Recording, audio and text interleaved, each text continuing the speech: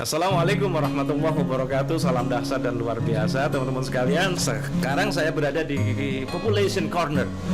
Bersama saya seorang pemuda yang hebat ya, yang luar biasa. Namanya Mas Arda Wildan. Iya, benar. Kelas berapa Mas Arda Wildan? Saya sekarang duduk di kelas 12, tepatnya di 12 IPS 2. 12 IPS 2. Mas Arda punya cita-cita apa ini? Saya pribadi lebih pengen kayak jurnalis, Pak. Jurnalis? Iya. Jadi saya di situ kan kayak bisa menggali-gali tentang informasi, melatih saya lebih peka terhadap sesuatu. Ya, luar biasa. Jenengan berhadapan dengan dosen komunikasi. Saya dokternya komunikasi, Mas Ardan. Mudah-mudahan Anda bisa mencapai cita-citanya. Yang menarik dari Mas Ardan ini, kita punya sekolah ini punya apa tadi? Sekolah Siaga Kependudukan. Jenengan ini sebagai ketua PIK R Androgini.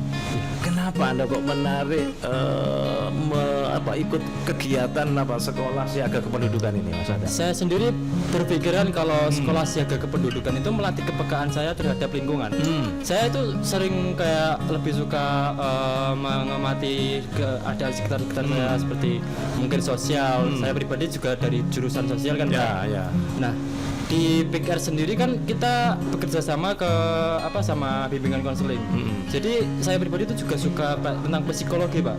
Saya sering membaca buku tentang psikologi, tentang buku-buku yang berbau sosial. Jadi saya itu berpikiran kalau di sekolah siaga kependudukan itu saya lebih bisa melatih kepekaan saya. Ya, berarti ini manfaatnya banyak ya? Iya, saya pribadi merasakannya seperti itu. Apalagi, sudah berapa tahun ini? 1 tahun ini ya? Baru 1 tahun ini. Baru 1 Soalnya tahun. kan dari tahun kemarin sempat ada vakum yang. Ya. Pesan bagi teman-teman jenengan agar memiliki semangat yang sama, punya kepedulian terhadap dunia sosial, dunia kependudukan ini. Jangan pernah merasa bahwa apa yang kita punya itu cukup, dan jangan malu untuk melatih kepekaan kita, karena di lingkungan saya sendiri saya merasakan bahwa orang-orang di sekitar saya itu kurang peka terhadap lingkungan di sekitar saya, terutama mungkin tentang kesehatan stunting atau kayak mental health. Makanya dari itu adanya sekolah siaga kependudukan itu mengajak kita sebagai generasi muda untuk lebih peka terhadap hal-hal yang itu. Oke, luar biasa teman-teman sekalian. Hari ini kita dapat ilmu yang banyak ini ya. Jangan lupa nanti saksikan tayangan YouTube-nya ini ya. Mas Arda Wildan ini, beliau adalah ketua umum PIK R Androgini. Jadi sebagai seorang pemuda kita harus membangun kesadaran dan kepekaan ya, kepekaan dan kepedulian kita terhadap bangsa ini. Dan saya melihat satu hal yang menurut saya istimewa. Di tengah teman-temannya sudah pulang sekolah ya, di tengah teman-temannya sudah pulang sekolah, sudah pamitan sama bapak ibu gurunya, saya masuk di perpustakaan MAN 1 Bojonegoro. Saya melihat Mbak Azahroh ini. Wah, dia masih asik-asik membaca buku ini. Nama lengkapnya siapa Mbak Azahroh? Azhara Firdatul Firdaus. Nah, panggilannya siapa? Azra. Azra suka baca buku? Suka. Cita-cita Azra apa? Psikiater.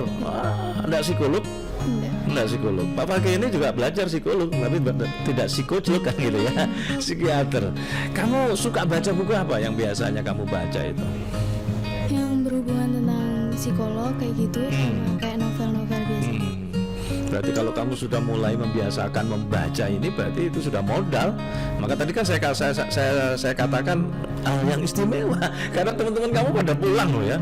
Saya tadi masuk, loh ada satu orang ini, Mbak Zahro ternyata. Kamu kelas berapa Zahro? Kelas 10 MIPA 1. 10 MIPA 1. Iya. Nah, pertanyaan saya kembali ke cita-cita. Kenapa kok kamu suka memilih cita-cita jadi psikiater?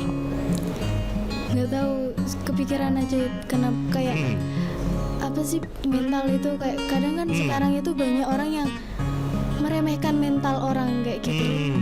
Itu. Ya, kesuksesan seseorang itu harus diawali dari mindset berpikir. Ketika mentalnya berubah, mindset berpikirnya berubah, maka dia akan bisa. Tadi saya mengatakan kenapa kok harus punya impian. Kira-kira kenapa kok harus punya impian? Ya impian itu kan kayak apa ya? Impian itu doa apa enggak? Doa. Nah, impian itu cita-cita apa enggak? Cita-cita. Iya, gratis apa enggak? Enggak. Impian itu gratis apa enggak kamu menetapkan impian? Gratis kan? Iya. Kenapa banyak orang sekarang takut berimpian? gagal. Wah, kalau takut gagal setannya tepuk tangan. Maka harus berani berimpian.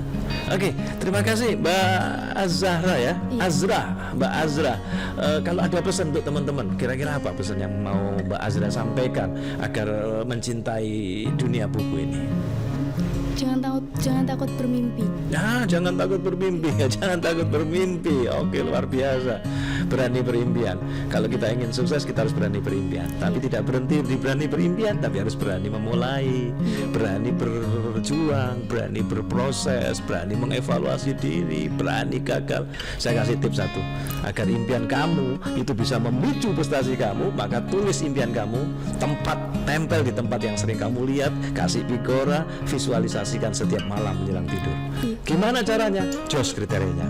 Apa JOS itu? Jelas pencapaiannya, orientasinya kemanfaatan, kemudian selalu visualisasikan.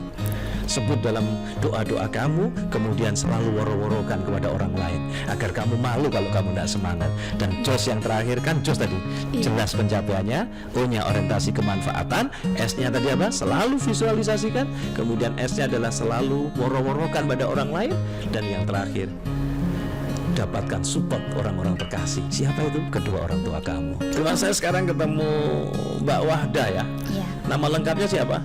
Nurbaiti Wahdani. Nurbaiti Wahdani. Panggilannya Mbak Wahda. Iya. Mbak Wahda dulu cita-citanya apa? Kok sekarang jadi pustakawan? Apa cita-cita sejak kecil? Iya, soalnya dulu emang suka baca. Jadi suka ya baca. jurusannya yang memang selaras sama hobi itu. Sudah ada S1-nya ya di Sudah UNER. Dulu zamannya kakak saya masih D3. Iya, langsung waktu tahun berapa itu baru ada S1-nya. Terus kemudian kakak saya itu diterima di ITS, kemudian disekolahkan di Australia. Ya, jadi kakak saya itu alumni pertama. Oh, alumni pertamanya. Alumni pertama D3. Senior saya berarti, Pak. Iya, D3 pustakawan, namanya Hafid. Sekarang dia jadi pustakawan di ITS. Iya. Apa hal yang menarik sehingga Anda tertarik dunia pustakawan ini, dunia buku paling tidak? Soalnya emang pertama dulu emang sudah dibiasakan membaca. Kedua, karena waktu sekolah saya biasanya menghabiskan waktu saya juga di perpustakaan. Di perpustakaan, langsung, ya. Iya, mengalir gitu aja. Ini sudah berapa tahun Anda menjadi pustakawan ini? Ini baru tahun pertama saya, Pak. Tahun pertama ya. Ini kan termasuk profesi ya barulah maksud saya, karena sekarang sudah mulai ada ikatan. Iya. Ikatan pustakawan gitu ya. Iya, ada. Jadi kalau sudah menjadi profesi. Kira-kira pesan apa ini agar membangkitkan siswi MAN 1 Bojonegoro ini untuk kemudian mencintai perpustakaan, bahkan mencintai buku, atau menjadikan membaca itu sebagai hobi yang luar biasa? Nggak usah malu-malu datang ke perpustakaan sih, Pak. Soalnya kan ya kita nggak ngikit, nggak kenapa-napa gitu. Oh ya, Mbak Wahda ini nggak ngikit ya, sudah ya, ayo kita ramaikan perpustakaan. Oh ya, saya dengar ada program baru di MAN 1 Bojonegoro, digital perpustakaan digital. Iya. Gimana?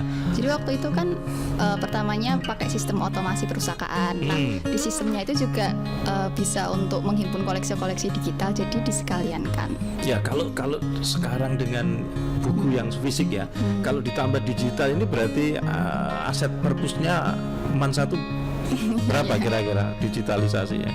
Digitalnya karena masih merintis, masih belum begitu banyak sih, Pak. Tapi waktu demi waktu nanti mungkin terlena. Ya, tapi anak-anak sudah terbiasa. Untuk saat ini sih karena waktu kemarin itu Pandemi, ya? sudah pandemi, setelah ini masuk jadinya masih lebih ke yang koleksi biasa dulu. Oke, teman-teman sekalian, terima kasih Mbak Wahda.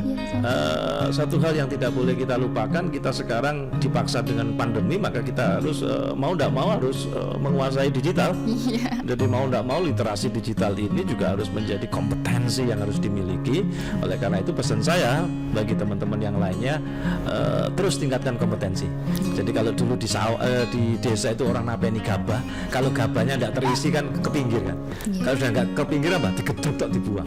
Itu artinya apa? Terus tingkatkan kompetensi. Dengan cara itu adalah kita akan bisa bersaing, kompetitif ya, seperti visi nyaman satu tadi itu. Apa tadi yang pertama adalah unggul, kompetitif dan islami. Tentu saya tidak elok kalau tidak memperkenalkan siapa yang barengi saya ya. Dari jam 11 tadi itu kita syuting podcast. Ada 3 orang sebenarnya ya, Mas Albar, Mbak Laili dan Mbak Nikmah. Mbak Nikmahnya ini lagi mempersiapkan meeting. Gimana Mas Albar dulu perasaannya hari ini mendadak kita syuting sampai berapa take tadi ini? Rasanya luar biasa, Pak. Ya. Jadi hari ini sangat melelahkan tapi mengasihkan. Mengasihkan ya. Ada banyak inspirasi tadi. Banyak inspirasi. Ada ilmu yang kita bisa bagikan. Ya, luar biasa. Bagaimana Mbak Laili? Iya, terima kasih. Untuk hari ini memang pengalamannya sangat super sekali Iya. karena dadakan, tapi kita juga merasa tertantang. Kita Iya. lari-lari dari PTSP Iya. ke Perpus, terus terakhir ini di pojok kependudukan. Jadi cukup mengesankan dan pengalaman yang sangat menyenangkan. Iya, betul, mendadak sekali. Tadi saya nyampe sini jam berapa tadi? Jam 9-an ya. Masih ada rapat MKKS ya. Terus kemudian Pak Kepala Sekolah Pak Saifuddin ngomong-ngomong, saya bilang kenapa tidak kita buat podcast saja, teman-teman yang punya karya, punya prestasi tadi itu. Dan hari ini sebenarnya karya prestasi yang hebat itu ya jenengan bertiga ini. Kalau saya tidak dibantu oleh jenengan bertiga, Mas Albar, Mbak Laili, Mbak Nikmah, saya juga tidak bisa lakukan syuting hari ini. Kira-kira apa ya yang perasaan tadi sudah disampaikan ya, inspirasi apa yang jenengan dapatkan, masing-masing tentu beda. Tentu tadi kan banyak inspirasi yang kemudian seliweran itu. Mas Albar dulu. Ya tentunya Man 1 Bojonegoro ini gurunya berprestasi. Ya. Terus murid-muridnya juga berprestasi. Pokoknya keren deh. Wah, keren. Man 1 Bojonegoro Jadi, komplit gitu. harus dipertahankan dan harus menjadi cahaya ini. Ya. Kalau bahasa saya cahaya pencerah di Bojonegoro ini. Mbak Leli mau. Oke, seperti yang Pak Albar bilang tadi bahwasanya di Man 1 itu tidak hanya gurunya saja Pak. Ternyata murid-muridnya itu juga menjadi anak-anak yang hebat. Terbukti tadi banyak anak-anak yang public speakingnya juga bagus. Dengan adanya podcast ini kan kita bisa kenal dengan anak-anak, bisa kenal bahwasanya guru itu juga tidak hanya di kelas. Di podcast kita bisa kenalan lebih dekat bagaimana guru itu. Ya, ini nanti tayangan ini akan disaksikan oleh para pemirsa YouTube, tidak hanya di Indonesia, di seluruh dunia. Bahkan para malaikat juga hadir menyaksikan kita. Baik, terima kasih teman-teman sekalian. Ada satu kata motivasi yang saya sering kali sampaikan, selalu senantiasa tebarkan energi positif. Energi positif, energi kebajikan itu tidak akan pernah hilang. Gusti Allah nggak sare, dan itu akan kembali kepada kita. Jadi kalau dulu kita belajar tentang hukum kekekalan energi, jadi kalau energi yang kita keluarkan itu tidak akan hilang, dia akan dikembalikan pada diri kita. Maka kalau energi yang kita keluarkan itu 100, maka akan kembali kepada 100. Tetapi kalau dalam konteks etos kerja, saya seringkali merumuskan gini, hasil usaha sama dengan hasil usaha yang tampak plus tabungan energi. Kalau energi yang kita keluarkan ini 100, kok hasil usaha yang tampak cuma 10, maka tidak perlu khawatir, masih disimpan oleh Allah tabungan energi yang berupa 90, dan itu pasti dicairkan oleh Allah pada saat yang tepat dan pada saat kita butuh. Oleh karena itu teruslah menebar energi positif dan energi kebajikan. Terima kasih semuanya. Selamat tinggal Man 1 Bojonegoro. Nanti kapan-kapan saya akan mampir lagi ya. Salam dahsyat dan luar biasa. Wassalamualaikum warahmatullahi wabarakatuh. Saya Dr. Nasrul Sarif.